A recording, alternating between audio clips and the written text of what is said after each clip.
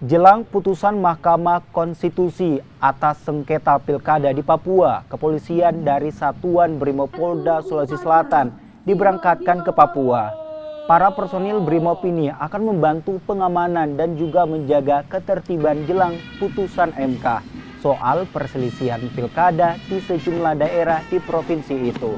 Rencananya, 2 SSK Brimopolda Sulsel ini akan ditetapkan di lokasi masing-masing Kabupaten Yalimo dan Kabupaten Bovendigul. 2 calon kepala daerah di tempat ini tengah jalani sidang sengketa pilkada 2020. Kita baru selesai melaksanakan apel pemberangkatan pasukan Sat Brimopolda Sulsel BKO Polda Papua, di mana jumlah personel ada 200 orang dan dibagi dalam 2 wilayah kabupaten, yaitu Kabupaten Bovendigul dan Kabupaten Yalimo.